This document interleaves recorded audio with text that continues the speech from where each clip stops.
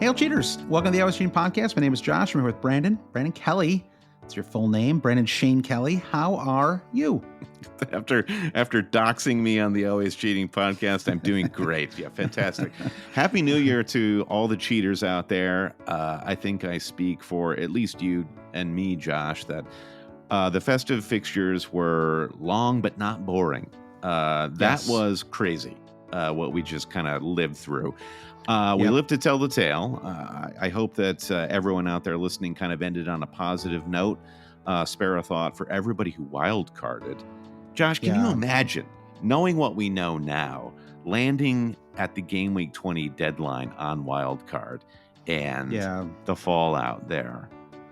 It was really tricky. I think it just didn't help that Son and Salah had such good matches, that Haaland was out.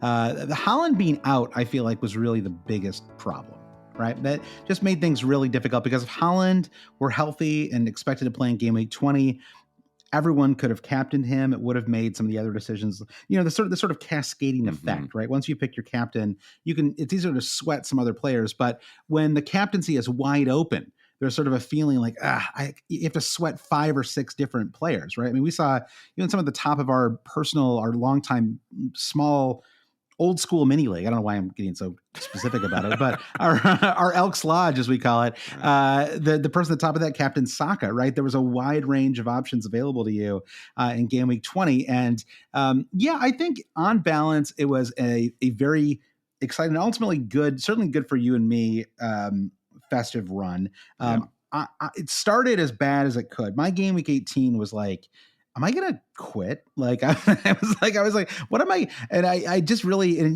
we did a YouTube live for our Patreon supporters, but I think you can go find it on our YouTube channel. You can listen to me walk through the horrors of Game Week 18, and it was I dropped like 500,000 spots, and I was like, man, this just it's not going well. This is not going to be my season. And then as happens so often, and I'm still not sure it's going to be my season, but as happens so often in a high variance game like this, sometimes it kind of evens out a little bit. That is the most positive thing I think I've ever heard you say. I'm still not sure this is not going to be my season. I don't know. I don't think it's going to be my season. I'll be more blunt with you than that. It feels unlikely. It'd be if this ended up being my best ever season, that would be the most remarkable second half that I listen. Ever the had. people it's out possible. there love a story, so let's give them something to sink their teeth into. Yeah, and so I mean, after game week 18, I was at one of my lowest game weeks of the season. I was at like 1.85 million. And I was like, okay, well, I guess my goal now is just to stay in the top 2 million. Sort of like, it's like, how am I supposed to recalibrate here? And then we come out of game week 20 and I'm at 945,000. I've jumped 900,000 spots in 2 game weeks. You can still jump almost 1 million places in a couple of weeks, even 20 weeks into the season. So I think it's encouraging for everyone who's having kind of a rough stretch, or hopefully like me, they're starting to turn things around a little bit. Everything kind of clicked. I finally had that. We sort of talked about this, Brendan. Like a really good game week is kind of the drug that keeps you going, right? I can manage a bunch of bad ones if I have just a couple good ones thrown in from time to time. And in this one, everything worked out. I mean, except for my defense. Areola got me 11, but 1 from Gabriel, 0 from Trent, 2 from Porro. That was kind of the only.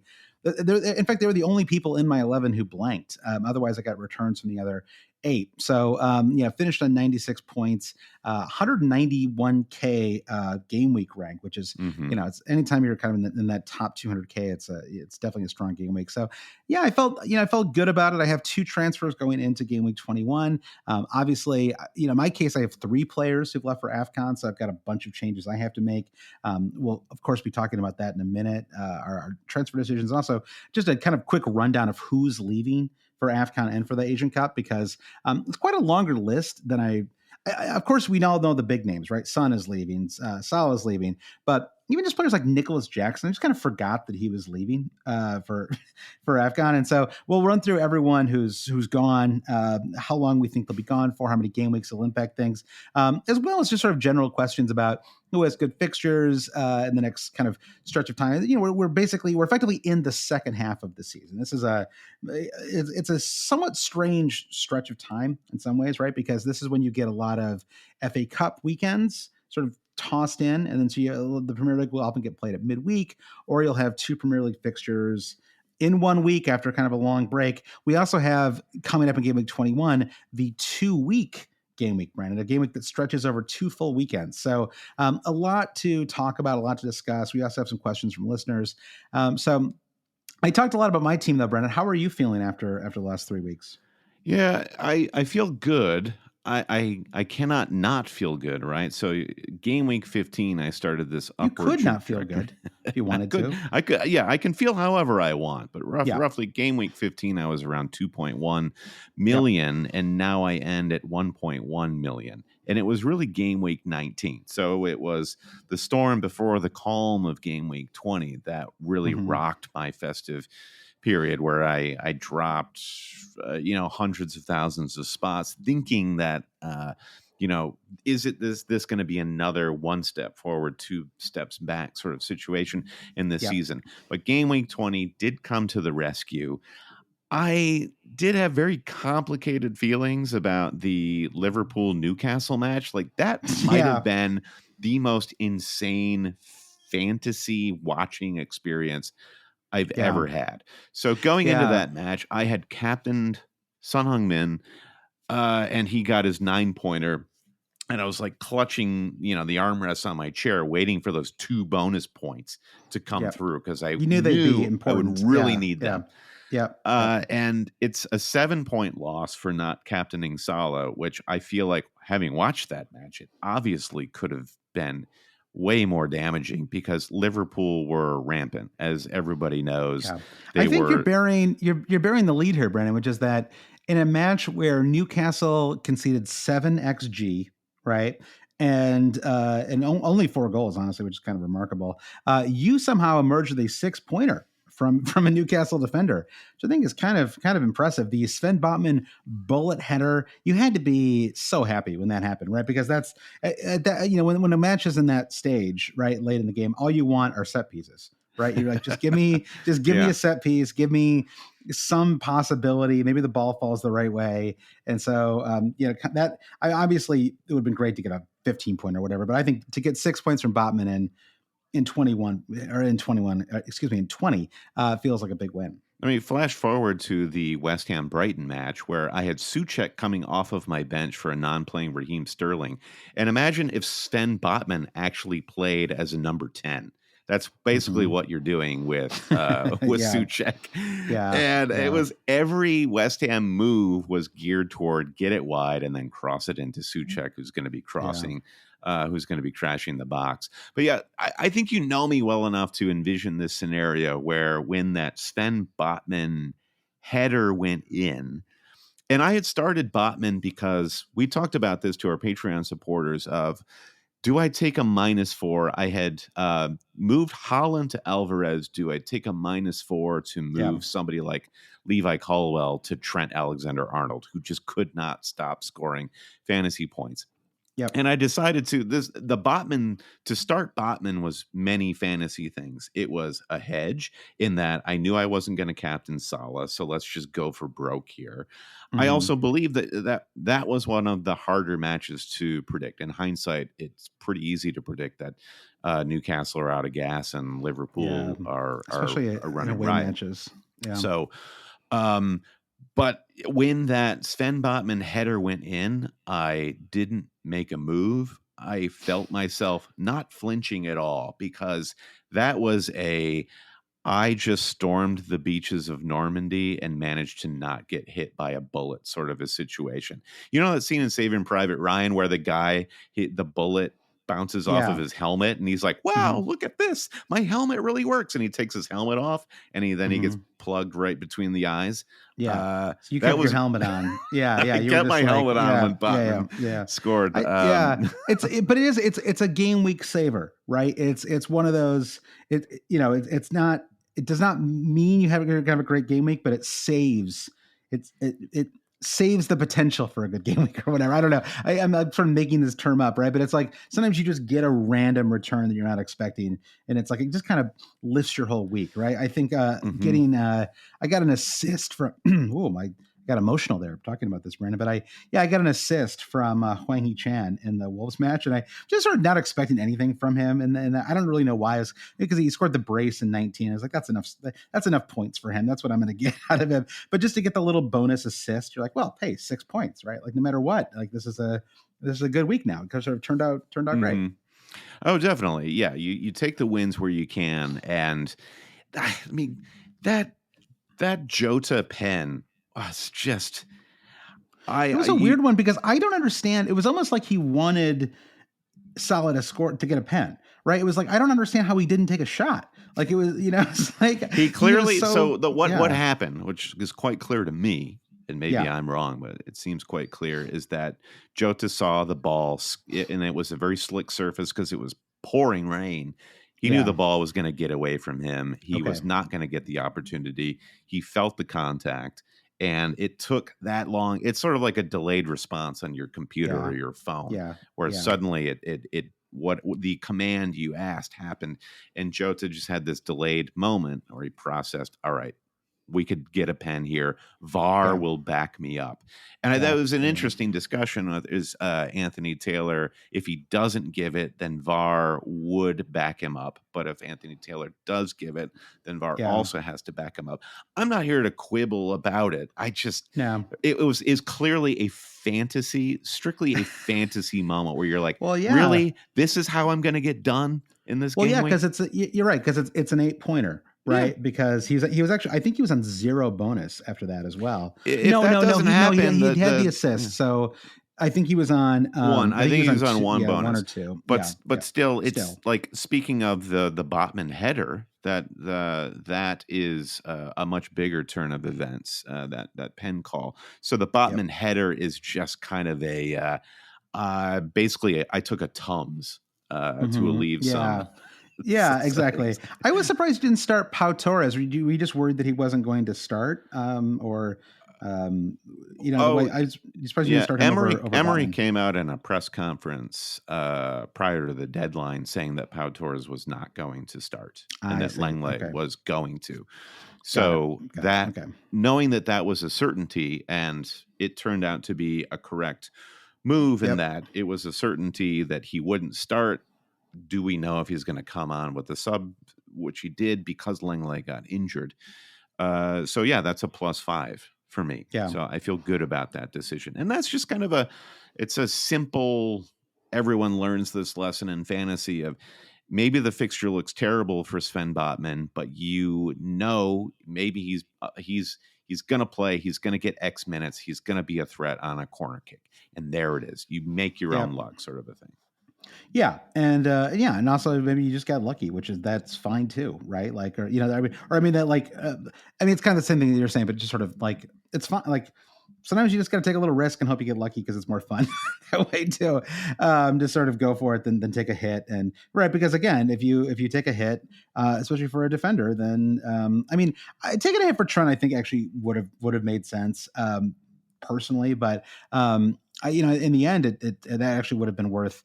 That would have been like an 8-point swing for you, right? Because Trent finished on 0, Botman was on 6. So right, and 10, I'm going to take a -4 to get Trent this week anyway. I think mathematically it's going in my favor right now. Yeah, but I'm going to eat into the winnings that I got from Botman to buy my Trent now. That's true. So instead of being a -10, now it'll be like a -6 or something, or -4 or whatever. Plus 6. I don't know. I can't do the math in my head as I'm talking on a podcast. The rules are very simple, Josh. Yeah, exactly. All right. So and the other kind of crazy thing too was who would have thought that Areola would end up outscoring Dubravka in the end? That was one of the crazier moments, right? I mean, this incredible 3 straight clean sheets for West Ham, this team that has not looked capable of keeping anybody from scoring almost the entire season. And now, and also credit to Brighton, who probably were they're really the aggressors in this match, right? Yes. And but they kept their first clean sheet of the season. And I was on record that we made our 10 bold predictions, Brendan, 10 hot takes. Some of them look pretty good. Michael Olise being the highest scoring player for Palace in December. That one almost certainly came good. What are some other? I can't remember some of the other ones, but one of them was that Brighton would not keep a clean sheet the entire season. And so now I am wrong. They only did not keep a clean sheet the first 19 weeks of the season, but at the beginning of the second half, they did it. There was a question from Brian who said, what were your thoughts on the results of the always cheating derby at Craven Cottage and the relevant FPL assets going forward? I don't know how much we can draw from Fulham. I mean, I don't know. Did you see any, like, the one piece of news I saw was that there's a rumor that Anthony Robinson is getting big upped by Liverpool. Last season, Anthony Robinson was getting bigged up by Man City, or at least that's what his agent was stirring up. And you don't know how much of this is the here we go sort of effect of like, let's just test the waters. Yeah. I would be dumbfounded if Anthony Robinson went anywhere in January. That would it would be insane. Would you bet dollars to donuts? Would you go that far? I would. Yeah. Oh, I'll say it right here on the podcast. Dollars equals donuts. As somebody who's moving to Canada, basically donuts are currency up there. Yep. So that's totally fine. I guess Raul Jimenez is the only takeaway fantasy relevant in that he does seem like a viable third striker. It's nice. I'm happy for him. I like him. Like, I mean, he's had a horrible run. He, is capable of great violence, as we saw in the Newcastle match. Mm-hmm. But he is now back, and hopefully his bloodlust has been quenched. Hey, listen, it's bloodlust in, bloodlust out. What Luis did to him, he will then vengeance has a name, and it is Raul Jimenez. By the way, can we quit calling every red card I feel like every week now we get a yellow card that gets upgraded to a red, and everybody goes around screaming that it was a leg breaker, that it was a career ender, possibly, if it was 1 inch. I want to see someone's leg actually get broken. Oh, Jesus. Okay. I don't endorse this at all. maybe I was watching too much NFL recently, but if how bad are these tackles? These like things that are getting VAR'd and people are getting sent off all the time. And I mean, the Jimenez one, okay, that was legit one, but I don't know. If you ask me, butt to face is a legit red card, but a studs to ankle is not for you. Is that what you're saying? I'm turning to one of those announcers who just shakes his head and says, "Never a red, never a red for me." Yeah, we're podcasting here with Brandon and Lee Dixon, apparently. Exactly. So I mean, most of the Fulham takeaways are non-fantasy relevant. Like Willian and Tom Carney are like the newest buddy cop TV show that I want to watch, and things like that. Marco Silva just destroyed Arteta in that match, plain and simple, which leads us to Arsenal. And this is what we really need to grapple with, because I feel like I want Saka heading into game week 21. However, counterpoint, what is going on with Arsenal right now? Yeah. I mean, the real answer is that basically everybody is out of form, right? And I don't quite know if it's Arteta's fault or not. I mean, is it his fault that Gabriel Martinelli can't seem to play with any aggression any longer? Like he's sort of, the Martinelli of last season who would cut into the box and just, I don't know. I haven't looked at the data, right? Like maybe he's doing, it just seems like he's a little off his game right now. And you have the sort of Saka in the corner. Odegaard's kind of been guilty of this too. Like a lot of step overs, right, on the right side of the pitch, just sort of biding your time. It just doesn't feel like there's any kind of flow in their attack right now. Mm-hmm. So I guess I would give Arteta some blame for that. They need to figure out a way to make things work. I think in some ways it's the same Gabriel Jesus can't take advantage of his chances nearly enough, and they don't have a world-class backup forward, which I think is Do you think Ivan Nketiah is Toney is fine, the but answer? if Brentford would let him go, absolutely. I mean, if Ivan Toney was willing to be the second banana for Arsenal and You think sort he of come wouldn't be the on, first banana because for Arsenal right? to buy him, they would probably be paying like 80 million, something I don't like think that. they'd pay that much, right? He's like 28 or 29. I don't think he would January is cost a that much. desperation window. I think the prices get Yeah. inflated, but I don't know. So you think if he did that though, that would move Gabriel Jesus, I guess, to the bench, Yeah. right? Yes. Yeah, Exactly. yeah. I don't know. I mean, Jesus does a lot of things well. That's hard to. Well, I guess the thing is, you basically have two. Then you'd be in an Aguero Gabriel Jesus situation, right? Where you have two good forwards who are capable of doing different. I mean, the problem is Ivan Toney might honestly just be better. And outside of maybe Gabriel Jesus is like a willingness to press, right? But I mean, and Tony. What if you put Gabriel Jesus on the left and Yeah. sat Martinelli and Trossard? Well- Because that's just nothing's happening on the left for Arsenal right Well, now. I think you have to consider benching Martinelli for a while, which is what they did last season. You remember when Martinelli had a really tough run of form in the kind of late winter, early spring of last year, and then he scored that like 95th minute goal in the Aston Villa match. The one where Debu had the own goal and then went up. Basically he scored like a hockey style empty net goal at the end of the match, and it sort of like fired up his confidence again. He scored a ton of goals and finished really strong. It feels like he needs a break or something. Everyone feels so exhausted. I'm kind of surprised because there was basically no matches this summer, and it's weird to me that everyone seems so fried. Right? Doesn't it feel like up and down outside of maybe Liverpool? Honestly, it just feels like everyone is just. Well, Liverpool are cooked, coasting like, in the totally. Europa Yeah. League, and Arsenal have a Yeah. Champions League true. campaign that they're taking serious. Obviously, That's take true. seriously. I mean, but it wasn't a terrible. It wasn't like Newcastle I think does get some slack because they've had a lot of injuries and they had a really really tricky Champions League group. But I mean, Arsenal, Man City, I don't know, their groups weren't that bad. So yeah, and looking ahead to AFCON and Asian Cup, I mean, Man City basically lose nobody, and Liverpool lose Salah. So definitely a little bit of a worry if you're.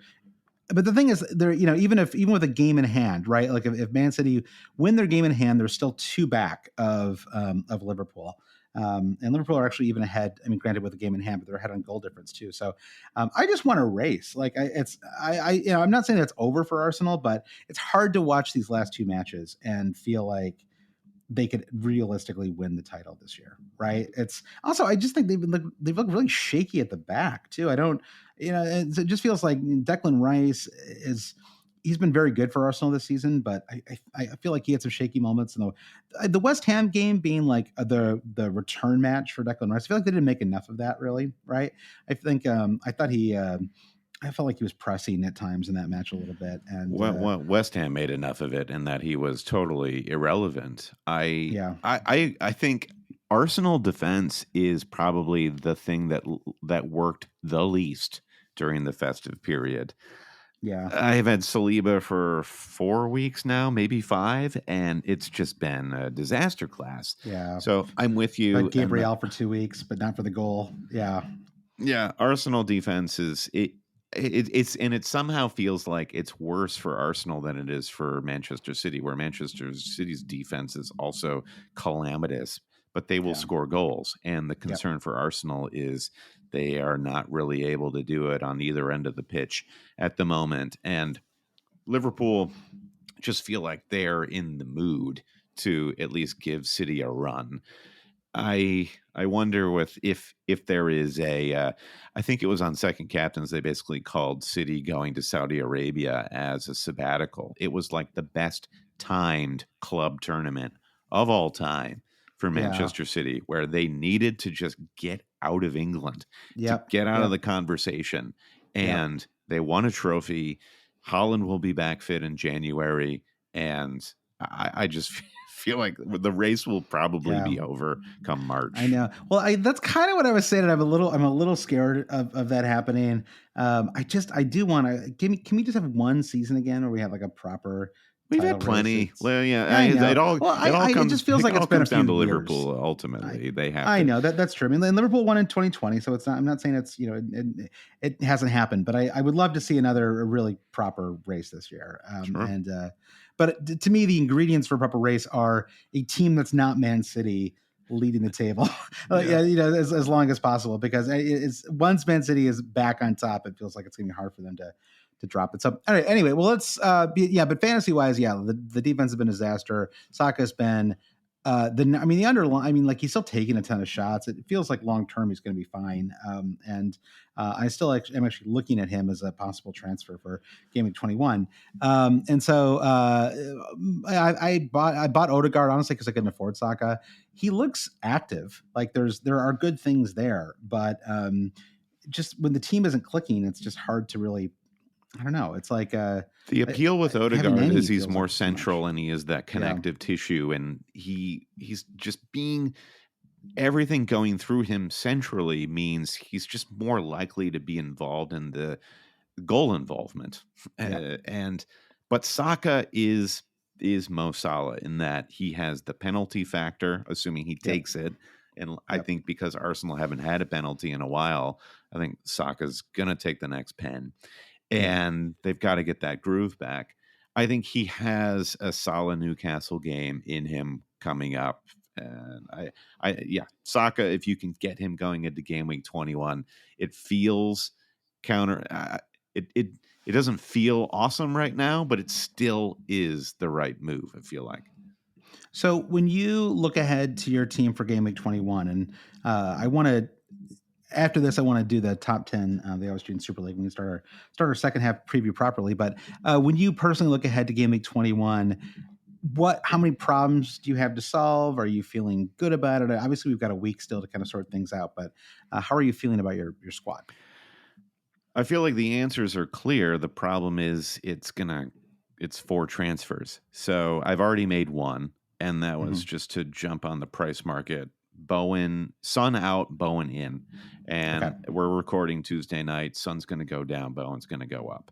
I know I want him for Sheffield United. Okay. There are 3 other moves that I want to make. It would be Salah out for Saka. It would be Kabore, who's going to AFCON for Trent. And that would still leave me with enough money to turn Alvarez into Haaland. The likelihood of me turning Alvarez into Haaland at that point, that would be a minus 16, which feels dumb. Feels like a lot. I would not advise that. So it's fun. I mean, it's sure. bold. Yeah. Yeah. I just don't think, I think there is a decent thread of logic where you can see as many pictures of Haaland on the training pitch and looking happy with smiles on his faces. Is he guaranteed, no matter what Pep says, short of him saying he's going to start in game week 21? Otherwise, I feel like I will wait. I'm willing to wait another week and try to just duck and cover for game week 21 and do a -8. I think the -8 is nailed on for me with Trent, Bowen, and Saka in for Son. For all my departures for Kabore, Son, and Salah. Yeah. I think there's a logic to just ripping off the Band-Aid and taking a -8 like that. I mean, I took a -8 myself a couple of weeks ago, and I really don't regret it, even though I would say only one of those 3 transfers has really worked out. But still, it felt good to just be aggressive and just kind of go for it with transfers. I mean, I did not expect to get double blanks from my Arsenal players, but I think that looking at my squad, I have 3 players, all kind of starters who are out now. I have Hwang Hee-chan, which I brought him in knowing he was going to have to leave eventually, but I really can't complain about the results. I think I got 3 goals and an assist in 4 weeks from him. So fantastic return for a sub 6 million player. But I have him, I have Salah, and I have Son. I do have 3 transfers. So it's 3. not, or I mean, I have 2 transfers. I'm planning to make 3. I have 2 frees, and I'm activating the bonus transfer chip this week. Yeah. So I have, I'm probably going to take a -4. I might just, again, it all comes down to Haaland, right? If Haaland is, I like you want to see and Pep can be kind of honest in his press conferences. So I don't know if we'll get a full on, bona fide Caden style guarantee, but I think that there's a chance that we could get something from him that makes us feel fairly confident that he starts, right? It'd be great to get at least a few days of, training ground photographs and things like that. And part of the problem is they play Newcastle away. It's a slightly tricky match. And so we might see a little more team that Newcastle have been recently. Well, sure. But I mean, they're still tough at home. Right. And it was just like 5 weeks ago or 4 weeks, not even that long, like 3 or 4 weeks ago when they, really crushed Man United at home. And you and I came in this pod and we were like, they look awesome. Joe Linton's the best player in the Premier League. Like, it's like, so, I mean, I think especially at home still, they can play very well. And so I think we could see a little more gamesmanship from Pep than we might see if they were playing, a promoted team at home or something like that, right? He might be a little cagier in his response. So anyway, we have, some time to sort that out. As you mentioned, you're going to be moving to Toronto in the next handful of days. So we're doing the second half preview of the pod today. And then Sunday, I will be a longtime friend of the pod, Dave Wags, will be joining us and previewing game week 21. And then the week after that, Brandon, you'll make your dramatic return. Wow. And the plan for that pod will be a Kings of the Game Week pod, because we'll be in the middle of our long 2-week game week, and I don't know what kind of pod you can do when the game week is halfway done. So we're gonna do that, which is one of my favorite pods to do anyway. So that's where we are. Brandon, before we get into some more second half talk, we basically already done a big chunk of our second half preview here, I think. I want to read off the top 10 in the Always Cheating Super League. We got a 2-way tie for 10th with Daniel Laycock and Ashraf Seif. Christian Larich in 9th, Roy Gordon in 8th, Garrett Moosh in 7th, Ishmael Mamaniat in 5th. I really love how international it feels like our listenership is when I read off this top 10, Brennan. In 5th is Matthew Allen. In 4th is Dave Monahan. Oh, like Monahan Station, Brandon. That's see, maybe he's great food related. Court just became a great Daniel Monahan, top 10 great player senator in the Super League. Yep. In 3rd is Peter Halfsmo Steege. In 2nd is Sindre Carlson. And in 1st is Loritz Pust. That's P-U-U-S-T. So I love the Finnish, team name here from Loritz Pust. It's 46440-iPhone-12-Pro. So I'm going to flag that team name for as a bot. Report that. Yeah, exactly. That's like when you had a whole season where your team name was a changed name in parentheses. Yeah. Because hey, listen, my name at that time was Cure for COVID, and I thought it was a positive team name. We've got to solve this problem. That's but true. FPL Towers thought differently. Pre-vaccine, exactly. Yeah, screw you. So, and a reminder, just briefly, to support the cheaters. If you listen to the podcast and it brings you some modicum of joy, and you want to say thank you to the cheaters, especially Brandon right now with the ad market for podcasts, not great. Not good at all. So if you want to support the cheaters, we'd really appreciate it. Go to patreon.com/alwayscheating. Support us at any pledge level. And at the even at the lowest tiers, you get access to the Discord. And you can go in there and chat with the cheaters and join mini leagues. And I was kicking around the idea of doing some kind of second half league. I think, when does the Beat the Average league start? I think that might be game week 19. Game week 19. Oh, well, it's too late for that then, Brad. But maybe we can start some kind of knockout league or something. I want to do something in the second half for those of us who are in the 900K and up who need who need some kind of goal to shoot for. So we want to wipe those people's slate clean, or at least give us something else to shoot for. So thank you to our newest Patreon supporters. We got 2 new just in the last 2 days, actually. Thank you to Matthew and Allie Bragg.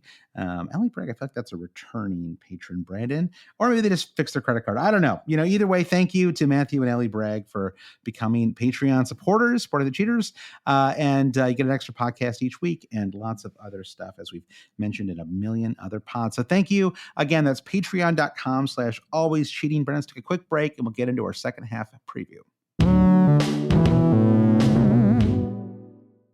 We're driven by the search for better. But when it comes to hiring, the best way to search for a candidate isn't to search at all. Don't search, match with Indeed. If you need to hire, you need Indeed. Indeed is your matching and hiring platform with over 350 million global monthly visitors, according to Indeed data, and a matching engine that helps you find quality candidates fast. Ditch the busy work. Use Indeed for scheduling, screening, and messaging so you can connect with candidates faster. And Indeed doesn't just help you hire faster. 93% of employers agree Indeed delivers the highest quality matches compared to other job sites, according to a recent Indeed survey. One of the things I love about Indeed is it makes hiring all in one place so easy and streamlined so I can spend more time on the rest of my business. Leveraging over 140 million qualifications and preferences every day, Indeed's matching engine is constantly learning from your preferences. So the more you use Indeed, the better it gets. Join more than 3.5 million businesses worldwide that use Indeed to hire great talent fast. And listeners of this show will get a $75 sponsored job credit to get your jobs more visibility at Indeed.com/Blue Wire. Just go to Indeed.com/Blue Wire right now and support our show by saying you heard about Indeed on this podcast. Indeed.com/Blue Wire. Terms and conditions apply. Need to hire? You need Indeed. All right, Brett, we're back. Reminder, kick things off with a reminder. We talked earlier about AFCON and the Asian Cup. Some people who, and I have to imagine it's a lot of people, possibly even some listeners of this pod, Brandon, will be shocked to log into the fantasy site right now and see red flags over numerous players in their squad as they leave I for think AFCON. It was our friend Chancer Dan who was posting the number of transfers in for some of these players. Like 14,000 managers brought in Salah since he was red flagged. Same for Son, et cetera. So it's just interesting to see the level of engagement from some of these fantasy managers. Well, I just think there's only, I don't know. It's like, maybe you just have kids or something. It's like, I said it's interesting. I didn't say I despise I know, but people. your interesting had a hint of derision behind it. A little it's possible over it. I mean, yeah, you're right. Is the same, like, is someone who's engaged enough to really to manage their team every week not know about this stuff? But I do think it's possible, right? I mean, not everyone is in the kind of social media ecosystem where people talk about this stuff all the time, right? Like maybe you watch the matches on the weekend and you set your team in the middle of the week, right? And that's kind of all that. What was the commentary when Mo Salah scored his first goal? What was the commentary when Son scored his goal? Okay, listen, I'm just saying that there are probably some people listening who did not realize quite so many people. I don't know why I'm really sticking with this point, but I feel strongly about it. So you don't think there's any way that an engaged manager would not know this was happening? I think it's possible. Yeah, it is possible. It's obviously possible. I'm just being a jerk about it. Sure. And maybe the degree of people who are, like, the number of people who are leaving might surprise some people too. Like it's, certain names, like, unless you just kind of like, Nicholas Jackson, for example, like I honestly, I didn't necessarily know that he was Senegalese. Right. And so, I don't know. I said necessarily, I clearly did not know that he was Senegalese. And so, so he, for example, is off. So, just to reset though, AFCON will take place between January 13th and February 11th. The Asian Cup starts one day before, Brandon, and believe it or not, concludes one day before. And that'll be January 12th to February 10th. So effectively, these are month-long tournaments, kind of World Cup style, obviously a little bit smaller, more like a Euro Cup, I suppose. And the window of time, it's during a lot of FA Cups, but game weeks 21 to game weeks 24 will be affected. And there was a question, Brandon, about I feel like what's really important is Amar said, assuming we do sell Salah and or Son, how many game weeks should we plan to go without them? Are Egypt and South Korea expected to progress from the groups? This will impact strategy, et cetera, et cetera. So I did take a look before we started the pod today at the futures market for the tournaments. And unfortunately for FPL managers, Egypt is the heavy betting favorite for AFCON, like far and away the favored team to win the African Cup of Nations. So that means it's and of course, these are knockout tournaments, anything can happen. But I think if you were gambling, you would gamble on Salah missing all of those game weeks. Yeah. South Korea is the second favorite after Japan for the Asian Cup, so not quite as strong a favorite as Egypt, but second favorite, still probably a very good chance that they advance. They've won they won this before. So I think that it's very likely that it's something close to the maximum amount of game weeks they could be gone that we lose Salah and Son for, which is obviously the most important thing for fantasy managers. So game weeks 21 to all the way to 24 potentially are when when things will be affected. So it's a pretty long stretch of time, and I don't want to get into too much non-fantasy talk on this pod, but it is kind of interesting, especially with Liverpool. Like it's a reasonable run for them, right? It's Burnley and Chelsea at home, Bournemouth away. I think Arsenal away is the one match that would kind of be tricky for them in the next four, right? So it'll be interesting to see if they can kind of hold the line, and if they could pick up 9 out of 12 points from those four matches, I think that would be considered. Is that Arsenal match the FA Cup match though? No, no, the Arsenal match is game week 23. They're away to Arsenal. Yeah, I just know. They play at the Emirates in the FA Cup on January 7th. This is they're gonna get intimately familiar with each other, Arsenal and Liverpool, over the next. They month. are. That'll be fun it'll be really interesting to see if Ivan Toney makes his way in there. So game weeks 21 to 24 will be affected. The FPL, obviously a lot of Premier League players are leaving, but specifically the FPL assets who've left for AFCON and Asian Cup. These are, in my opinion, the most important ones. Arsenal, Takahiro Tomiyasu, he's a Japanese player. I wanted to mention him not because he's necessarily an African, or because he's a huge FPL. He's African. Asset. This is big news. I know, I'm talking too quickly here. Not because he's a huge FPL asset in of himself, but his absence possibly makes Ben White a little safer if you're hold on to him or looking for a safer option in that Arsenal squad. Gabriel, I suppose we have to feel like he's pretty safe now too, because Thomas Partey was not even healthy to get the call up for AFCON. And so I think as long as Partey's up, we can still feel pretty good about Martinelli, given what we saw, or not Martinelli, excuse me. The other Gabriel. Yeah, I think the whole Arteta experiment with Gabriel Margulies is over. He's not that it's helped them recently in terms of keeping clean sheets or winning matches, but I think Arteta thinks I've got bigger fish to fry than my back four right now. Yeah, that's fair. It does feel like the up front is really, I agree. I think that's where the problem is. Vissa is out for Brentford, so makes the tech pretty toothless up front for the next few weeks. And Ivan Toney, though, in theory, is back, like I think starting in game week 21 for Brentford. So that is an interesting story. Like, does he just jump right out straight back into my squad?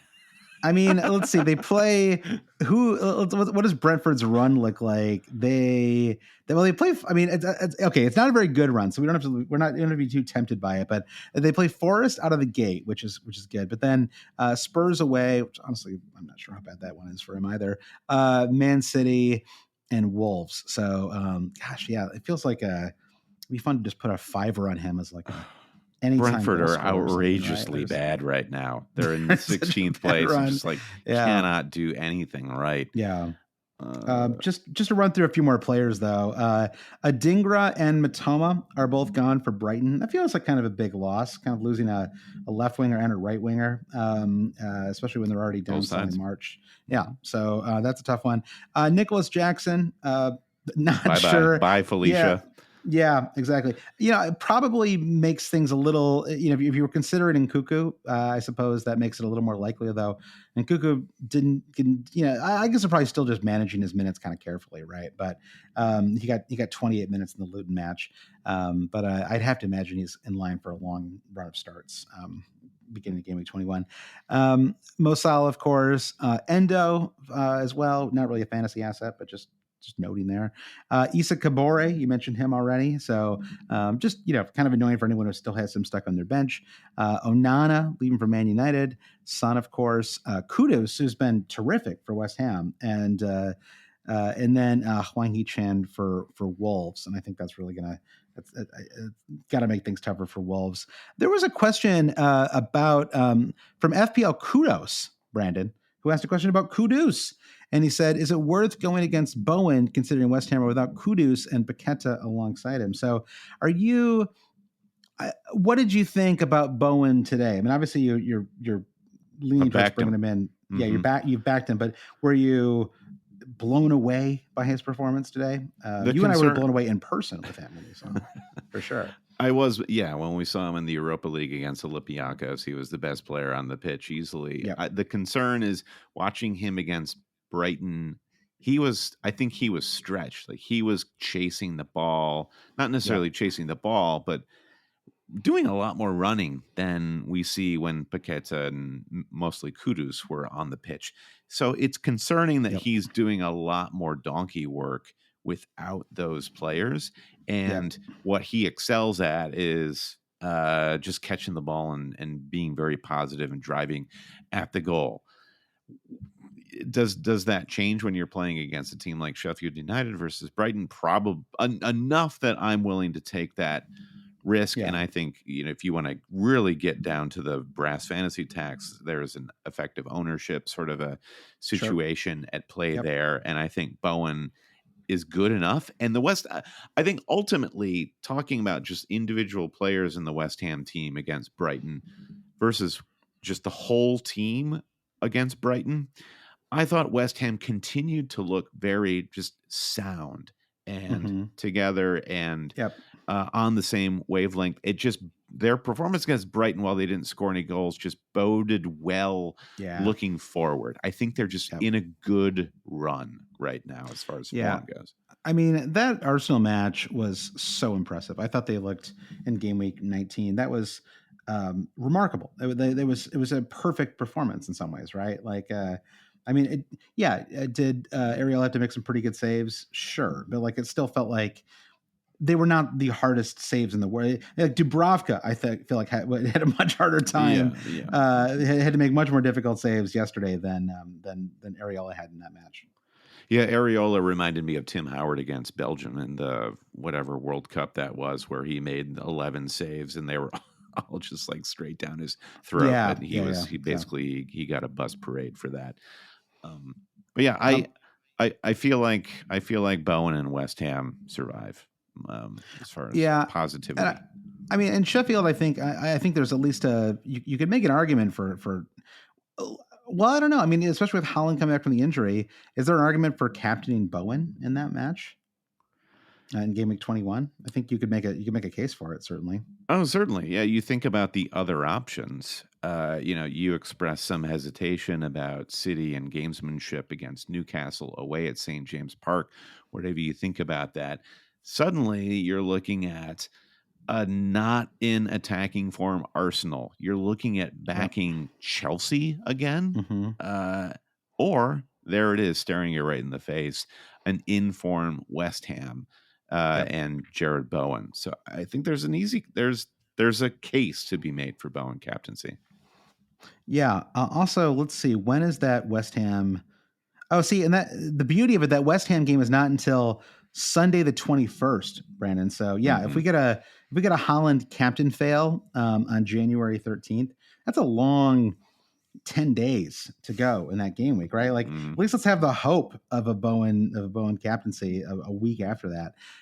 So it's gonna be very wild heavy. We actually have only had this stretched out once. I think it was in January of 2020, right? Is the only other time they've done this. The idea was that they were going to start doing this because obviously they play so many matches during the festive fixture period. And I think there were some complaints, especially among the teams that play heavily in Europe, that they needed a little extra break. And so it's not like ideal from a fantasy perspective, but at least we'll have games every day. Like it feels like it could be worse, right? Like it's going to be it's a long stretch of time, but no, exactly. It's not a big deal. That's how I feel too. It's like, it's fine. I just don't want it to go really bad at the start. That's really the only, the only thing I'm slightly worried about. So, all right, a couple other notes here. Yeah. So it is a long game week. Starts on Saturday, January 13th, ends the 22nd. I'd certainly plan on holding your transfers if you can, at least until sometime next week. Just let's wait things out and see if any injuries, especially any Haaland news. I also wanted to note, just in case anyone was curious, even though there are some FA Cup weekends ahead, the next international break doesn't come until after game week 29. So we do have a nice long stretch of matches here. And so you can cast a slightly longer eye ahead as you sort of look at transfers and fixtures. And sometimes it really is, especially in the fall, it's almost better to look in kind of 4-week chunks, right? Like, okay, who do I want the next? And sort of, I like to think that way. Like, sort of like think about like each international break as its own kind of window where I'm doing my planning. But when you have a nice long stretch like this, I think it's a little easier to do some more kind of long term thinking. And then there was some rumor came out yesterday that Haaland, Doku, and KDB are all in line to be available for the Newcastle fixture. And now KDB, of course, has made the bench, but it'd be interesting to see if KDB actually starts for the Newcastle fixture. I think that would be a real, that would be fascinating. I don't know. Like I want to see, I mean, he's just like a really fun player to watch. Right. And so it'd be fun to see him back in the league. Even if, well, I think it's very fantasy relevant for Haaland and Haaland True. captaincies, because I think one of the reasons Haaland has not performed up to the degree that he did last season is because De Bruyne is not supplying him. He's getting a lack of supply. So De Bruyne being back, I think, is huge, especially if he just starts consistently starting like we know him to, is so huge for Haaland in fantasy.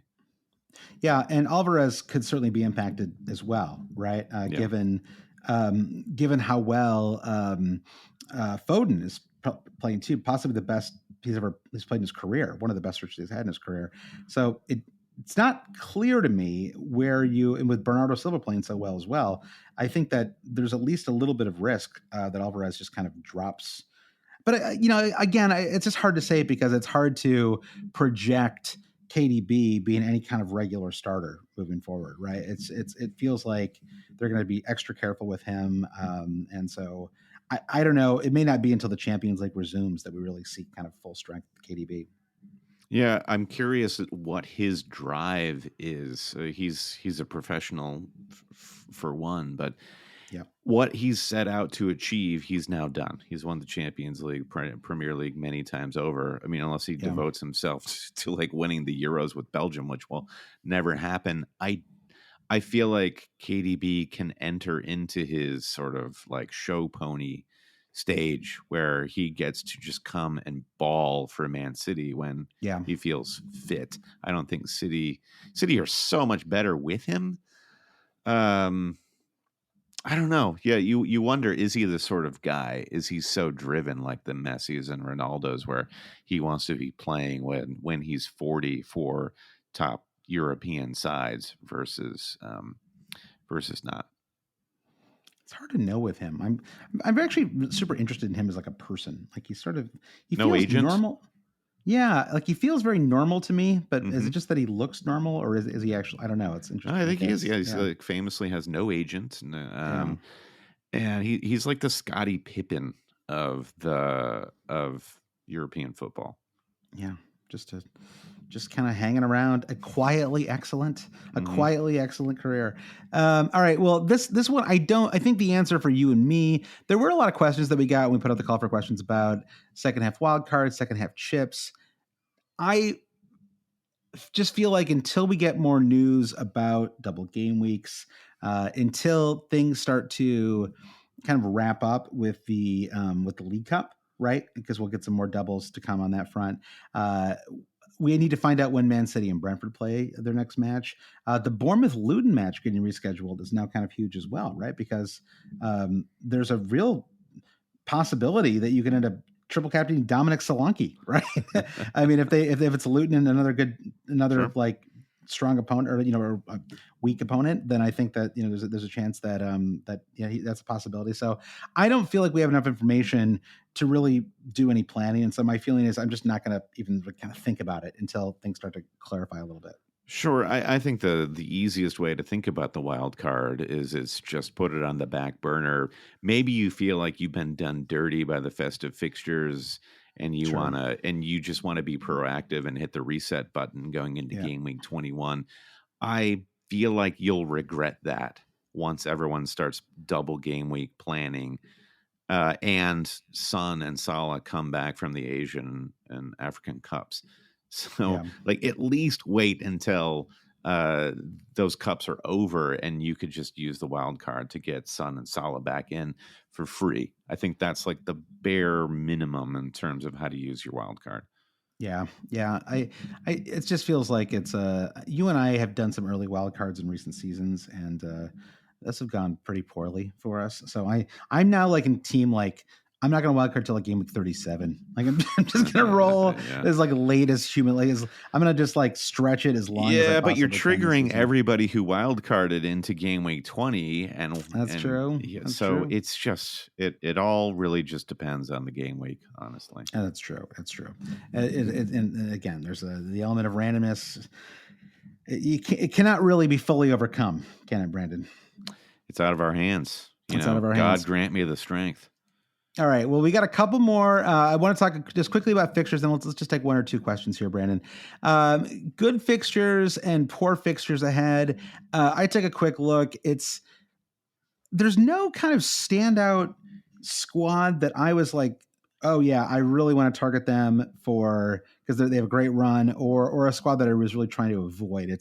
I feel like FPL wise, it's sort of a mixed bag, right? Like Brighton have a great run of fixtures, but I couldn't even tell you who I'd want on Brighton right now, right? Especially with Matoma and come on, you're a big Van Hecke guy. Yeah, maybe him. I mean, he's a 4 million, but I mean, do we really trust? I mean, they did keep a clean sheet, but I do not trust them to keep. This is the start of something special, Josh. Yeah. I think there could be some kind of diamond.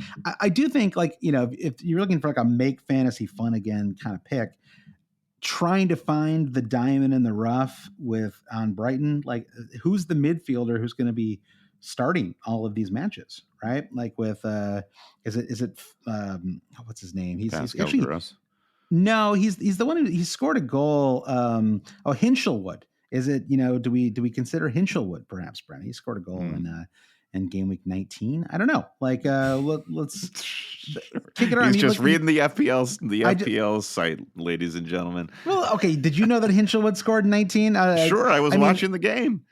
All right. Well, I didn't see you. With you weren't Johnny on the think. spot with. Okay, maybe so. But he's only 4.5 million, so he could be someone worth considering. The team is kind of decimated right now by injuries, and then with the AFCON Asian Cup withdrawals. So it's maybe Pascal Gross and nobody. I mean, I think João Pedro has just been a little too frustrating. I don't think anyone really wants to go there, and obviously Ferguson just can't get consistent starts, so he's kind of off the table as well.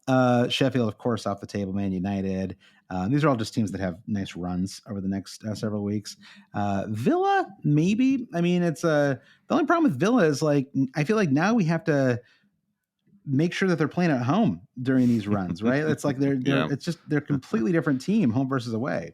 That's why I really struggled to hold on to Pau Torres through this injury crisis of his, because I do feel like at 4.5 he might be 4.7 now. There's enough value in there if you can easily find yourself a cheap Aston Villa starting defender. That feels like the only alternative to Ollie Watkins. Though Douglas Luiz with the 10-pointer in game week 20 is just like quietly having this incredible fantasy season, honestly. Yeah. He's having a great, I mean, I feel like this happens every couple of years where you have one guy who, I mean, he does get assists too. And like he's on crosses and set pieces and things like that. But who was the Crystal Palace midfielder who was like Miskovic or something like that. Yeah. Milivojevic, yes. Yeah. Mm-hmm. It was sort of like, but he had that remarkable season where it was like, on the one hand, you're like, I cannot get a player just for pens. Mm-hmm. And yet it felt like he was getting a pen like every other week for that season. And so it feels like it's just like a charmed season for Luiz, where it feels like he's just going to keep just ticking along with goals and assists all year long. So yeah, I think he's definitely one to target, especially if you're looking to free up funds for Haaland and maybe eventually Haaland, Salah, Son, right? I mean, he was actually a player I had when I had Haaland, Salah, and Son, and so I think it does. I think there is he's definitely one to consider. And then as far as like really poor fixtures go, again, I mean, the teams that have the worst fixtures are teams that I'm not really too big on. I mean, I guess Chelsea doesn't have a great run just because they play away to Liverpool and Man City, but it's kind of sandwiched around some decent fixtures as well, right? Fulham at home and game week 21, Wolves at home in 23. And so certainly Palmer is like, I mean, he's incredible. he's maybe captainable in 21, right? Like that's how good he's been recently. I genuinely, I don't want to. I'm gonna stick the knife in. I don't understand all these people who benched Ollie Palmer in game week 20. Cole Palmer. I love Wrexham. Wrexham till I no, die. it's great because when you stuck the knife in, you stuck your own knife in yourself. Like it was a perfect. Everyone dies. Everyone dies in this scenario, and that's fine. It's like the end of Reservoir Dogs. I just I was surprised. I was surprised too. I have to admit, I didn't totally get it. I but yeah, I don't know. I guess it was just like there were too many good options, but he did feel like a must start to me as well. So anyway, it worked out great for us, and honestly, I'm glad we win. I'm glad that people did bench him because it probably was helpful for some overall rank gains. So and whatever, we've all been there. I benched about 3 million points this season. So we've all been there. So Brendan, I don't know, does anything stick out to you fixture wise though? Just again, it feels like there's no, sometimes this because often, especially down the stretch where we have double game weeks, or you're like, wow, this is the team. I've got to triple up on them. I have to get as many of their players as I can because every match they have is good for the next handful of weeks. I just don't see that team right now. I don't either. It feels like a keep it simple, stupid sort of a situation for fantasy managers where target the good teams and the good players as best you can. Yeah. And I agree. I don't think there is necessarily some sort of hipster team that's got some good picks that you might be forgetting, that might be flying under the radar. I think it's more about those, going back to the Asian Cup and AFCON departures. Where are we considering a player like Richarlison, regardless of fixtures? Are there players on these teams, or Chelsea being another one, where are they going to rejigger the lineup? Is Nkunku or Sterling or a player like that going to be a factor? Richarlison, I do think, is kind of the most interesting one because he will have, so it's Richarlison and then Liverpool, honestly, because Salah always takes up one spot in the front three for Klopp every game week. So now it's like a free roll whether Jota or Gakpo is going to be that guy. So Richarlison and then Jota are probably the most interesting characters heading into the next couple of weeks for me. Yeah, and I think let's just use this opportunity to talk a little more about midfielders because Jay Dizzle 689908. Brandon, that's another burner account, like the top player. Yeah, this is from the Discord too. I know. Maybe he's just 689,000 years old. We don't know, Brandon. So said, how would you rank the possible midfield replacements for Son and Salah, especially considering the price isn't really consideration? Now, you started to get into this a little bit. We talked about Bowen earlier. I'm kind of inclined to agree with you on Bowen, by the way, if only because of this game week 24 fixture. Like that alone, given that the options that we're considering are sort of short-term options. Like I will very likely, listen, the Newcastle match showed it, right? Like I just, long-term, I don't want to be without Mo Salah. I just don't want to be without a player who plays the full 90 in every match and is on pens and is kind of goal crazy, right? Like I just don't want to go. It's like Haaland. Haaland's the same way, right? You just don't want to go without these players. They burn to score goals. It's like the dream for fantasy. So, anyone we're looking at, I feel like are probably going to be short-term buys. And then Son just fits so well into the Ange system that it's, whether he plays on the left wing or plays centrally, it doesn't seem to make a difference, right? He's just been terrific. And so I expect I'll want him back as well. So because of that, I don't know that you need to look I would just be looking at a very discrete window, right? Game week 21 to game week 24. Who do I want for those four fixtures? Now you may have them longer, you may have them for less, who knows? But like it helps to clarify your viewpoint a little bit, right? If you're restricted to that. So, looking at it through that lens, it's Sheffield United, Bournemouth, Man United, who again, it's like he's going to score in that match. And then Bowen, and then we're Arsenal, talking about here. Jared Bowen, and West Ham in generally. These are their fixtures in the next four. So Sheffield, Bournemouth at home, Man United, and Arsenal. Now Bournemouth have been decent at home recently, but or have been decent defensively. Excuse me, they'll be away in this match. But again, it just.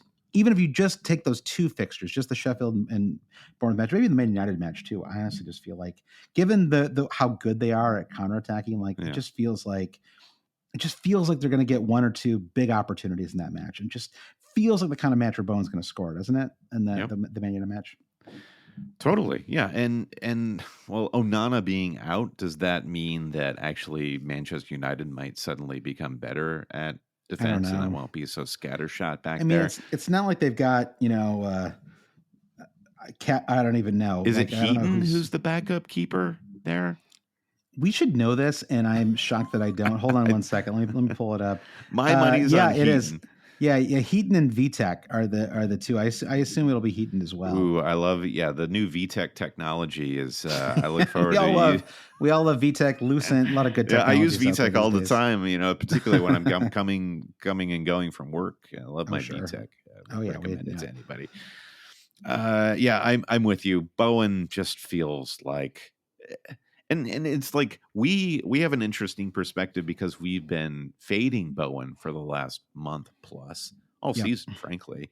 Yeah. And people who have had him, rarely do you regret owning Jared Bowen. Yes, that's true. Yeah, this is a great opportunity. It was really just a stretch at the start of last season, right? Where he was a hot commodity, his price went up and he had a really rough start. And then by the second half of last season, he was back to being great. And he's playing out of position now too. It's ideal, right? You get it should it feels like I don't know. I guess the one concern would just be Kudus and whether he was really important to unlocking something with Bowen. But I mean, Bowen was good before Kudus was regularly getting minutes, so I think he'll be fine.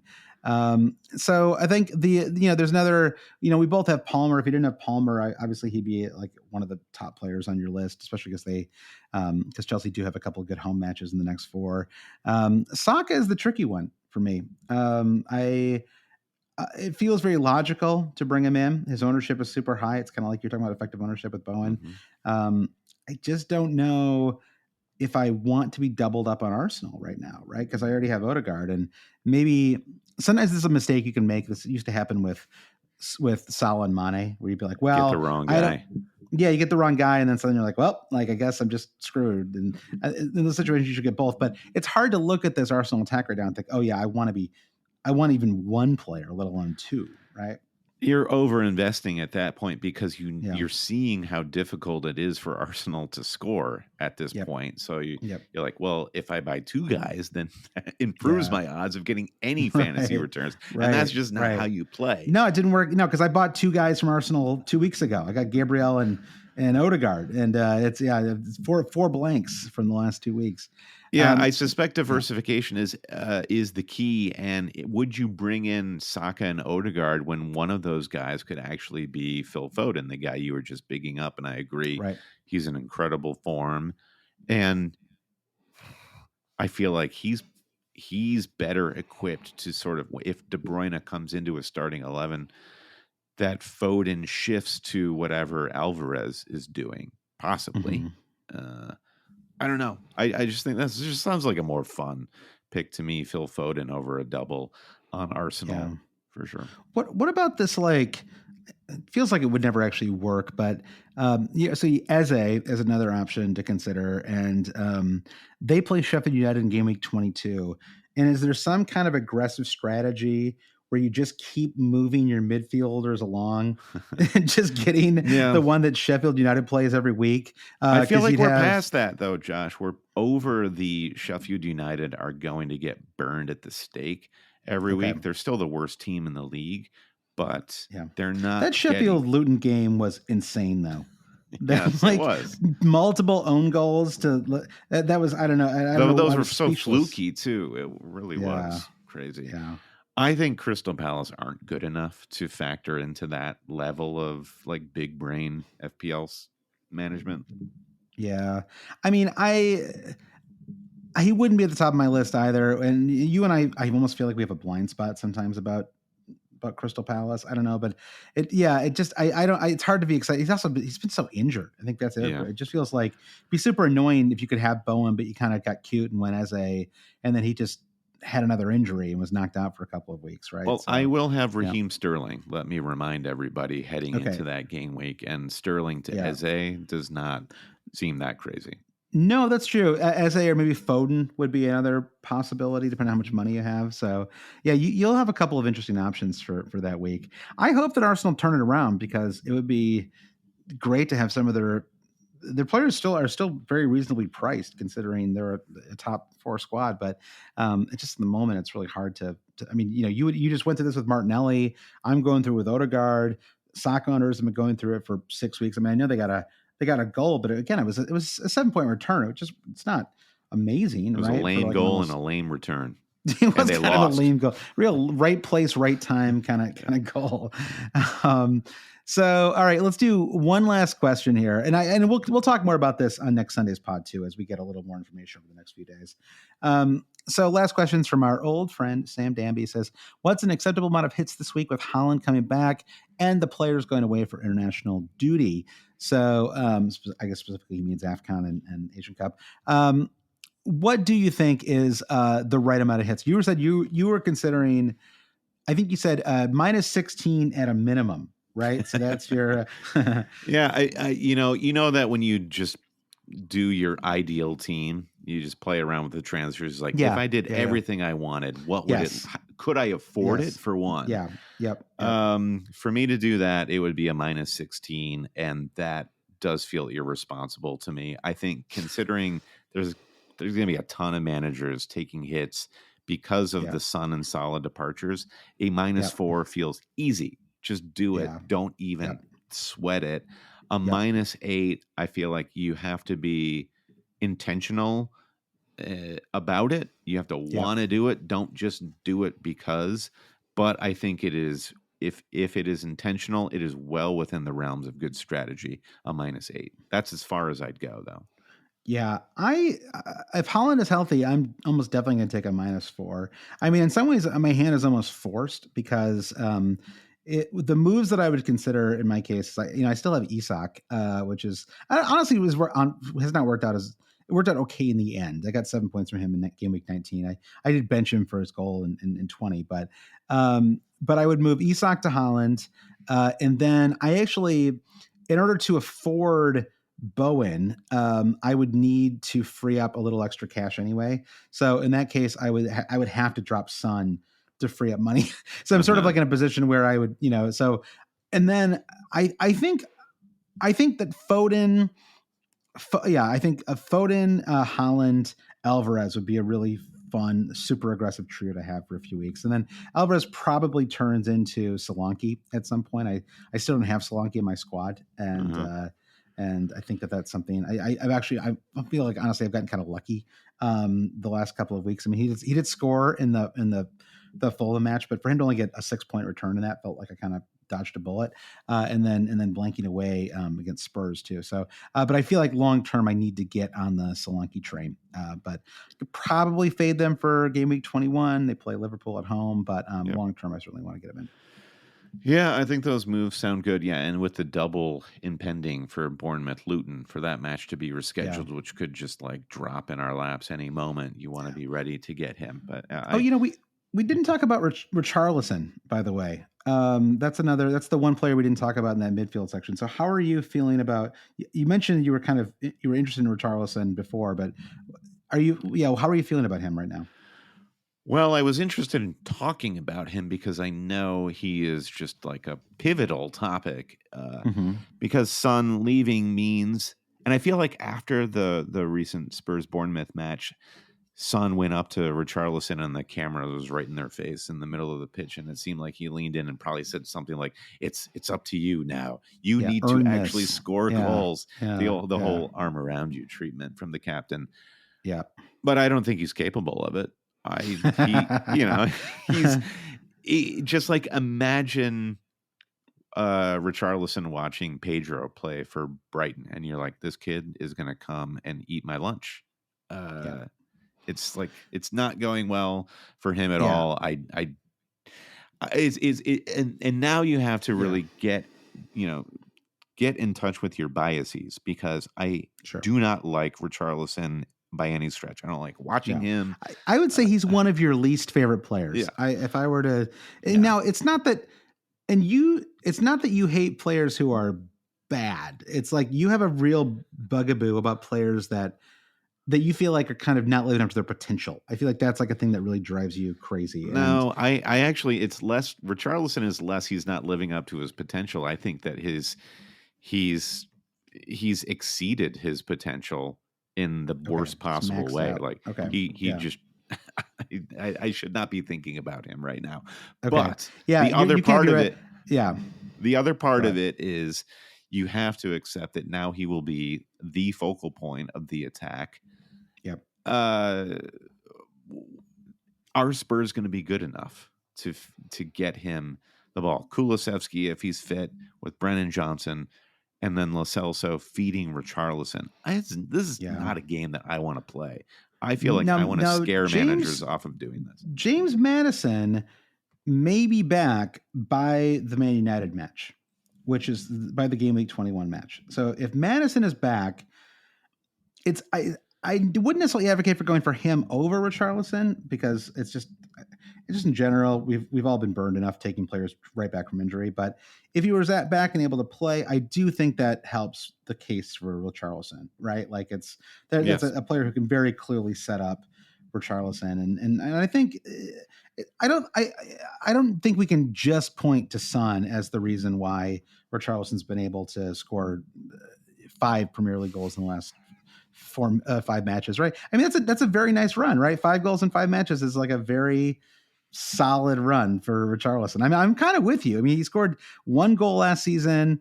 He had an intensely frustrating first 15 weeks of this one, but he has been good recently. And I think we do have to like kind of wipe the slate clean a little bit with him. Would you do it?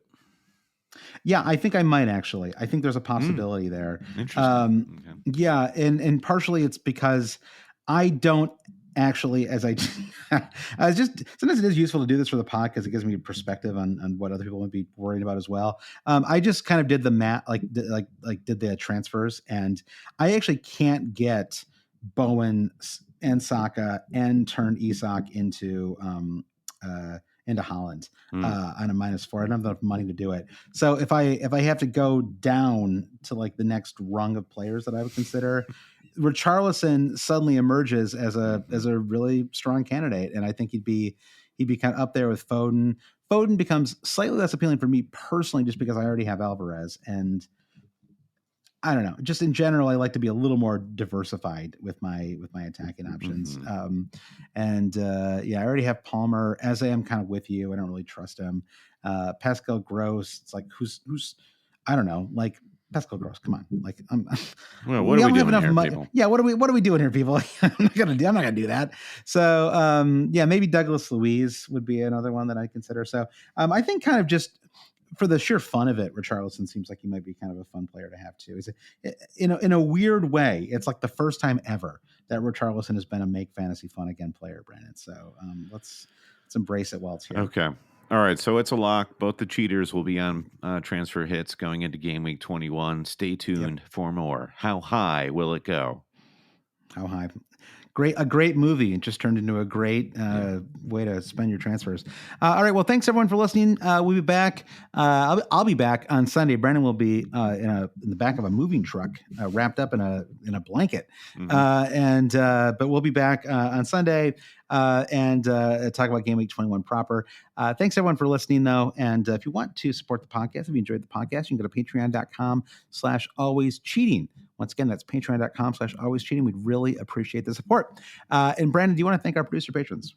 Yeah, as always, big thanks to our producers, Mike DePietro, Trevor Ingerson, our buddy Chris Howell, Babas Kuhn, James Holland, Dave Wagner, Lodahl, Nick Wright, Lazaros Llanos, Jesse Halstead, Bruce Kerr, Brian Chin, Blair Jacobson, Todd Byerly, Andy Portlock at FPL Merch, Kerry Swanson, Jefferson Turner, Buffalo Wildlings, Francis Moore, Sam Shower, Caleb Robbie, Volger Paulson Kruger, Alex Holcomb, James Keatley, The Saint, Bob Fox, Craig Jackson, Shalin F. Kadakia, Terrence O'Donnell, Heath Cram, Thomas Tislov, Noah Louise, Travis Grant, Linus Vennerstrom, Dan Parsons, James C., Matthew Skinner, Fred Jacobson, Brennan, Daniel Hart, Lally, Ben Coombs, Eric Kite, and Gareth H. Rate, review, subscribe wherever you get your podcasts. Follow us wherever you get your social media. And visit our website, alwayscheating.com, for all this information and more. Thanks everyone for listening. We'll see you next week.